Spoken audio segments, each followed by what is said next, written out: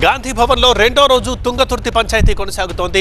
9 మండలాల అధ్యక్షులతో కలిసి గాంధీ భవన్కు వచ్చారు ఎమ్మెల్యే శామ్యూల్. ఇక మండల కమిటీల విషయంలో నియోజకవర్గంలో గ్రూప్ వార్ జరుగుతోంది. MP Chamala versus MLA Mandula Samuel వర్గాల వివాదం నడుస్తోంది. పంచాయతీ పరిష్కారం కోసం జగ్గారెడ్డికి బాధ్యతలు అప్పచెప్పారు. సో నియోజకవర్గ నేతల్ని గాంధీ భవన్కి జగ్గారెడ్డి ఆహ్వానిస్తున్నారు. నిన్న నుంచి చర్చలు జరుగుతున్నాయి. నిన్న పీసీసీ చీఫ్ మహేష్ గౌడ్తో భేటీ అయ్యారు శామ్యూల్. ఈరోజు జగ్గారెడ్డితో భేటీ అవుతానంటున్నారు మంతుల శామ్యూల్.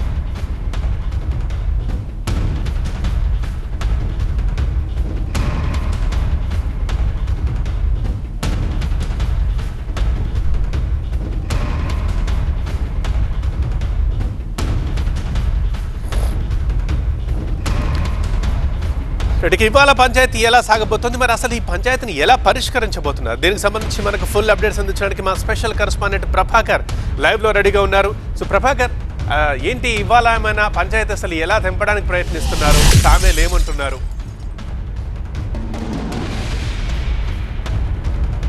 నువ్వా నేనా అన్నట్టుగానే ఈ పంచాయతీ వ్యవహారం సాగుతుందనే చెప్పాలి. తుంగతుర్తిలో మొదలైన పంచాయతీ ఈరోజు గాంధీ భవన్కి చేరింది. నిన్న చామల కిరణ్ కుమార్ రెడ్డి జగ్గారెడ్డిని కలిశారు.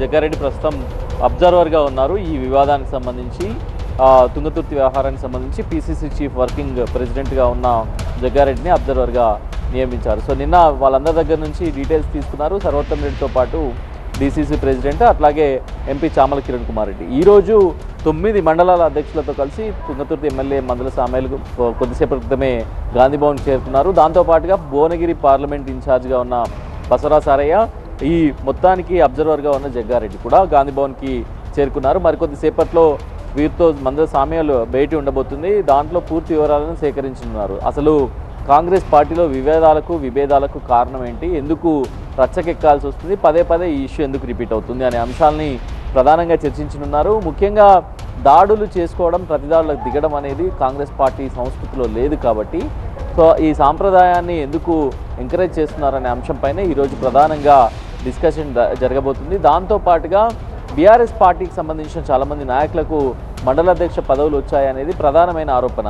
సో దానికి సంబంధించి వివరణ కూడా శామ్యూల్ నుంచి అడగనున్నారు. సో పార్టీ కోసం పనిచేసిన వాళ్ళకి ఇవ్వాలి, ముందు నుంచి పార్టీలో ఉన్న వాళ్ళకు ఇవ్వాలి అనేది ఒక వర్గం నుంచి వస్తున్న డిమాండ్ అయితే, దాని తర్వాత బీఆర్ఎస్ పార్టీ నుంచి వచ్చిన వాళ్ళకి ప్రాధాన్యత ఇస్తున్నారనేది శామ్యూల్ వ్యతిరేక వర్గం విమర్శిస్తుంది. సో దీనికి సంబంధించి పూర్తి వివరాలు అటు జగ్గారెడ్డి కానీ ఇటు బసవరా సారయ్య కానీ సేకరించున్నారు. దాని తర్వాత దీన్ని అవసరమైతే డిసిప్లినరీ కమిటీకి కూడా రిఫర్ చేసే అవకాశం ఉంటుంది. డిసిప్లినరీ కమిటీ దీనిపైన నిర్ణయం తీసుకునే అవకాశం ఉంటుంది. దాంతోపాటుగా పీసీసీ చీఫ్ ఇప్పటికే చాలా అంశాల్లో ఇప్పటికీ 1 నుంచి 2 సార్లు రిపీట్ అయిన చోట వాళ్ళపైన కఠిన చర్యలు తీసుకోవడానికి, అవసరమైతే షోకాజ్ ఇవ్వడానికి కూడా రెడీ అవుతున్నారు.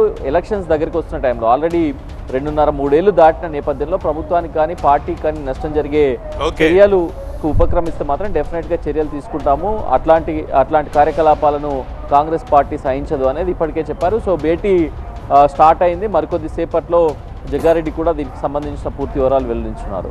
రైట్ ప్రభాకర్.